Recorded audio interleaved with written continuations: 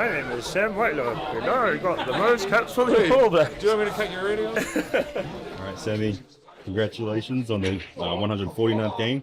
How are we feeling? And, you know, it's a big feat, mate. Yeah, awesome, mate. The results the first thing, so the boys went out there and, man, it's so good seeing us attack and play some running rugby. Pretty cool to see the boys open up and just back themselves. And, man, I don't know how many tries we scored, but pretty cool to see Dane Cole score in the corner too. So, yeah, awesome one so far. You know, after the disappointment of our first game, we've just been building since then. And, you know, in this World Cup, it's 2 months long. You've got to learn every game. And it's good to see that the 2 weeks of hard work we put in paid off tonight.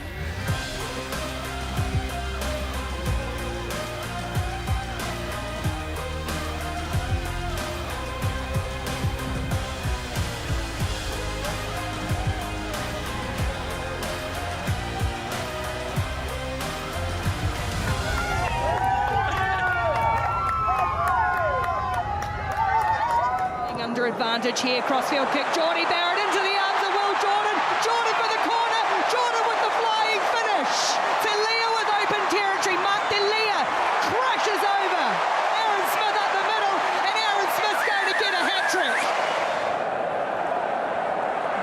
Kane for Coles in the corner, set move perfection once more. Well, we're heading to the zone, mixed, which means mixed zone. We're going to stand right at the end of the queue here. And eventually they're going to see me and go, oh yeah, Georgia. Light at the end of the tunnel, let's go. Congratulations. How special does it feel to you being part of the, I guess, Sammy's 149? Man, I remember when I was probably about 7 years old and he was playing. So for me to be able to play a game with him today was, it's probably another dream come true, really. He's top dog, but he's up there by himself now. So yeah. 3 tries, bros. Mate, all mainly off the back of the forwards work, as you know, and the maul was pretty dominant tonight, and it's so much easier when the four-pack are dominating and going forward, and just very lucky. We'll see if Mark Tele'a comes this way. Voila. Hey, George Bauer, how are you? What's up, bro? How you been, bro? Good. How was that game today, mate? It was very good, eh? Nah, it was mean, bro. And the lollipop? You know, you got to keep the sugar levels high, yeah. It's pretty sweaty out there, you know. Got to get the sugar back in the body, yeah. Oh. My guy, you know, I got to ask a question down there about the quarterfinals, but right now we got Uruguay coming up, and they've been playing some good footy, you know. We're looking to play a pretty physical game against them. I guess that's me, George Bauer, signing out. A lot of very happy Kiwis leaving this stadium. The boys are back. I'm excited to see what's next. Honestly, it was awesome performance. Up the ABs! Absolutely. Up the ABs! This is absolutely. And I think, sorry, let me just. Get your bucky on, pal. Get your bucky on. Live from the pig pen. They think they can avoid me, but in a minute the queue will stop, and they'll have no choice. Bit of reaction? Come on then, sir. Boys from Llanelli, come by you. Speak English? No. Forza. How did you rate that performance this evening? Oh my goodness, I was so nervous before they started, but I'm really happy. Really happy. My boys did good. Yeah, it's working really, really well at the moment. Like, they've got the good team together, they've got good, you know, vibe within the group, and, you know, it's just gelling. Was it a poor Italian performance, or just the New Zealand All Blacks back where they belong? Looking at the All Blacks. There was a bit of hope in the first 10 minutes. That hope faded away very quickly. But it will be South Africa and New Zealand in the final. They're that good that they're going to be back up there again. No, you saw them today. They're going to beat Ireland. And there you have it. So where do you live? Whangarei. And you've got a claim to fame. What is it? Got a world record for watching Rugby World Cup games. Set the record in England in 2015. When New Zealand were triumphant, watched 28 games in that tournament.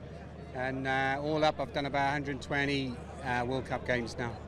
Has this record been ratified by Guinness? Oh, 100%. Didn't make it in the book, but check me out, I'm online. Presented by Mr. Sam Warburton, British Lions captain. What sort of job have you got that you can afford this?